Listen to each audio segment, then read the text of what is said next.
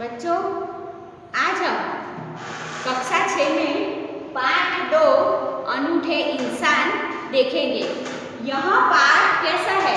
एक प्रसंग वर्णन है, यानी अनूठे यानी अनोखा। जो अनोखे इंसान होते हैं उनका यहाँ पर प्रसंग दिया गया है, जिससे हमें सीख मिलती है। ऐसे दो प्रसंग दिए गए हैं। उसमें से एक है नेपोलियन। नेपोलियन एक ऐसा आदमी था जो अनूठा था, सत्यवादी था। सत्यवादी यानी सत्य के रास्ते पर चलने वाला, सत्य बोलने वाला। नेपोलियन बोनापार्ट फ्रांस देश का रहने वाला था, उसका सम्राट था। यहाँ उसके बचपन की एक घटना दी गई है। इस घटना से पता चलता है कि सच्चाई का सामना हमें डटकर करना चाहिए, कभी झूठ बोलना चाहिए नहीं। उसके गुण का यहाँ बचपन से ही उसमें यह गुण दिखाई देता है। वह झूठ बोलकर अपनी गलती नहीं छिपाता। कई बच्चे ऐसे होते हैं जो झूठ बोलकर अपनी गलती छिपाते हैं, लेकिन हमें ऐसा करना नहीं चाहिए। हमें सच बोलना चाहिए, चाहे कोई भी हमें सजा मिले या फिर ना मिले, लेकिन हमें हमेशा सच बोलना चाहिए। तो बच्चों देखो, नेपोलियन ऐसा इंसान था, सत्यवादी। नेपोलियन जब छोटा लड़का था तभी से वह सत्यवादी था। सत्यवादी यानी हमेशा सत्य बोलने वाला, सच बोलने वाला।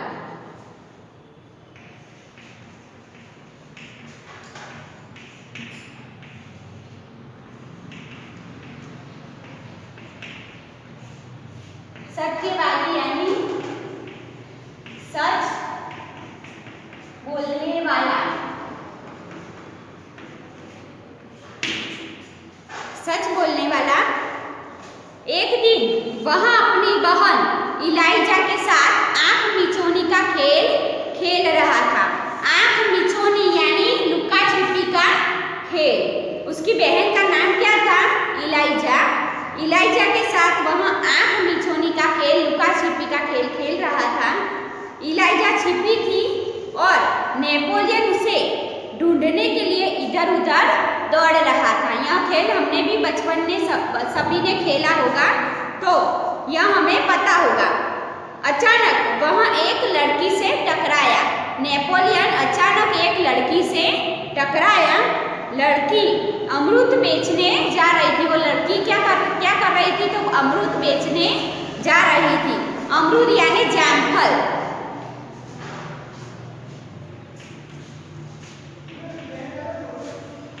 अमरूद यानी जामफल,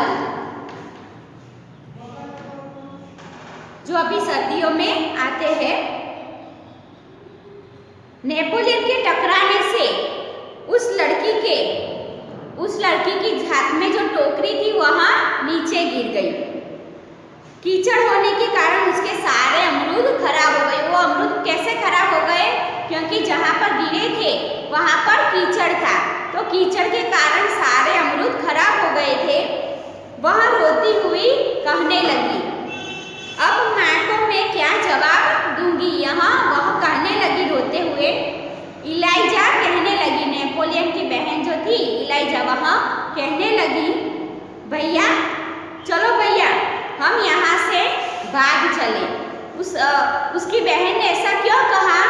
क्योंकि वह सच नहीं बोलना चाहती थी। वह अपनी जो गलती थी वह झूठ बोलकर छिपाना चाहती थी, घबराती थी। नेपोलियन ने कहा, नहीं बहन, हमारे कारण ही उसका नुकसान हुआ है। हानि यानी नुकसान हुआ है।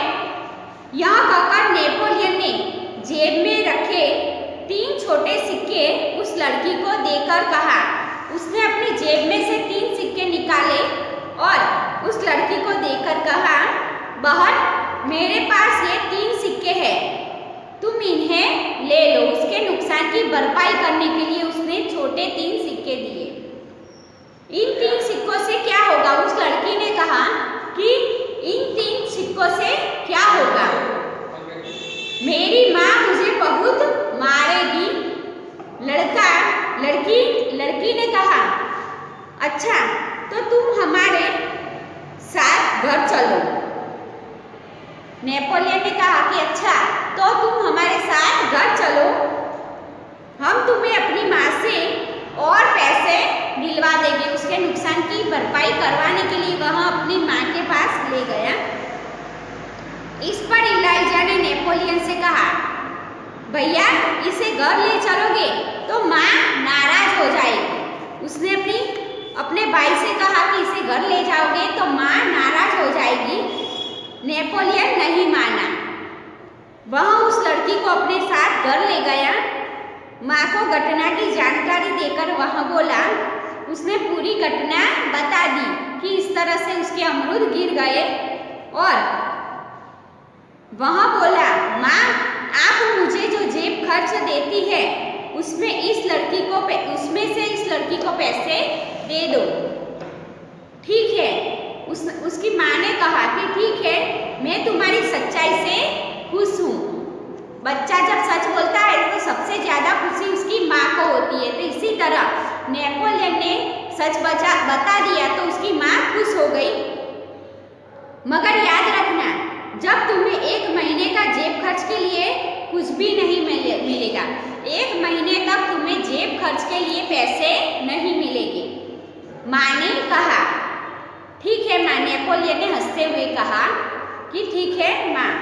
माँ ने उस लड़की को 2 बड़े सिक्के दिए। माँ ने क्या दिया, तो उस लड़की को 2 बड़े सिक्के दिए। वह खुशी खुशी घर लौट गई। वह लड़की खुशी खुशी घर वापस चली गई। नेपोलियन को धक्का देने की सजा तो मिली, उस लड़की को जो धक्का दिया था उसकी सजा तो मिली, परंतु सत्य के पथ पर चलने के कारण उसे यह सजा भुगतने में अद्भुत आनंद हुआ। अद्भुत यानी अनोखा।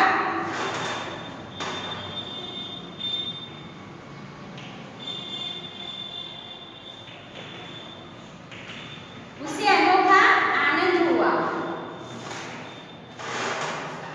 नेपोलियन को बहुत ही आनंद हुआ। वास्तव में नेपोलियन सच्चाई के पथ पर चलने वाला इंसान था।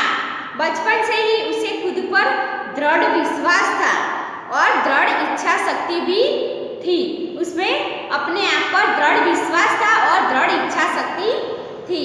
ऐसा था नेपोलियन, जो फ्रांस देश का सम्राट हुआ। अब हम दूसरा प्रसंग देखेंगे, सच्चा दान।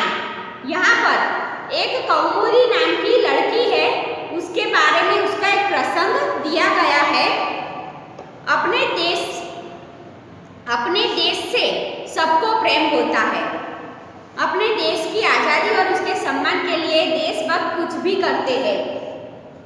लेकिन यहाँ पर महात्मा गांधी की उपस्थिति में एक कौमुदी नाम की लड़की का जो प्रसंग है वह बहुत ही अच्छा है।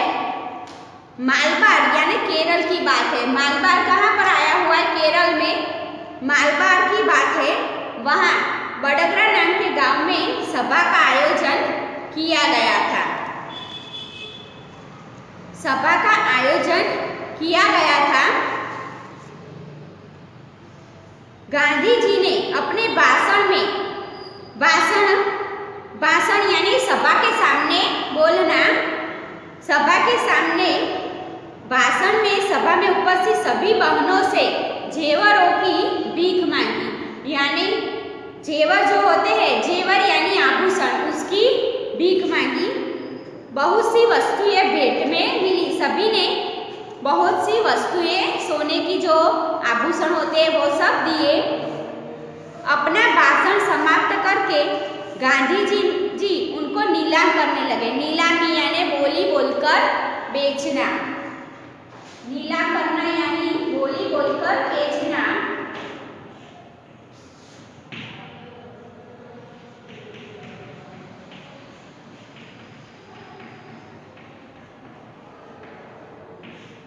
यह शब्द समूह में भी आ सकता है कि नीलामी बोली बोलकर बेचना यानी नीलामी, ऐसी नीलाम करना। उसी समय कौमुदी नाम की 16 वर्ष की एक कन्या धीरे से मंच पर आई। मंच यानी स्टेज। स्टेज पर आई, उसने एक हाथ की सोने की चूड़ी उतारी और उसे गांधी जी को देते हुए बोली, क्या आप मुझे अपने हस्ताक्षर देंगे? हस्ताक्षर यानी दस्तखत।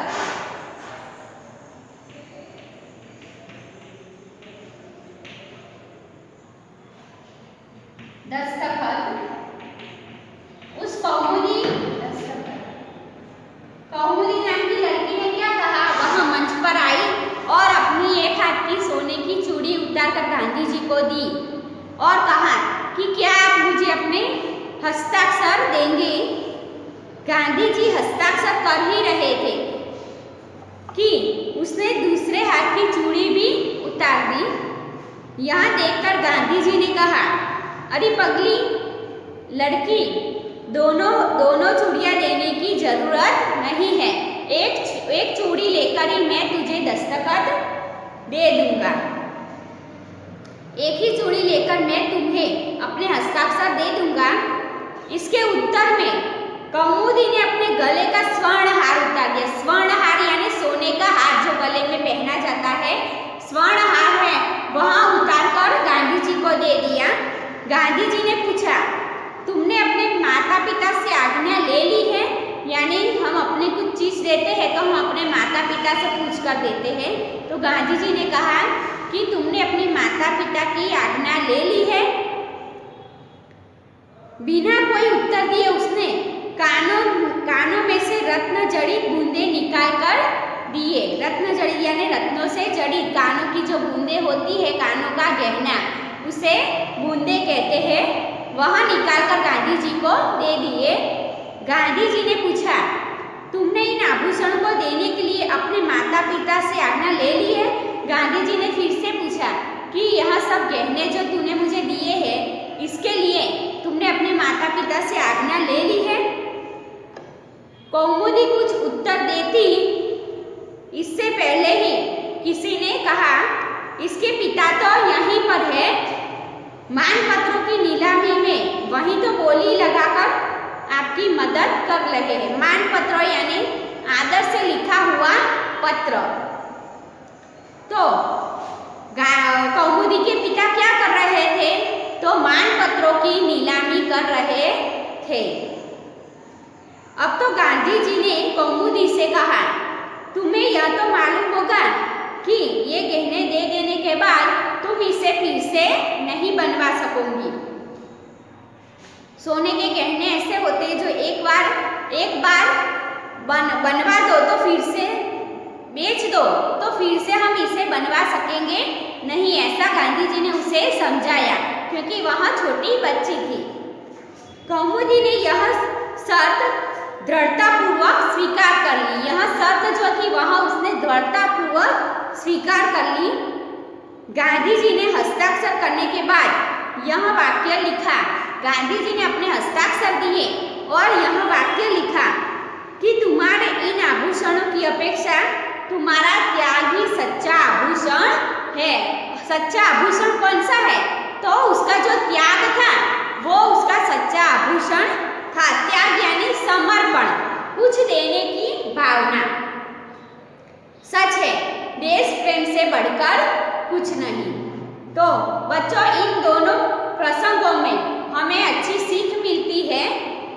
यह पाठ आप एक बार ध्यान से पढ़ लीजिएगा और इसके बाद जो भी PDF आए वह आप वर्ग कार्य में लिखें और तैयार कर लीजिए।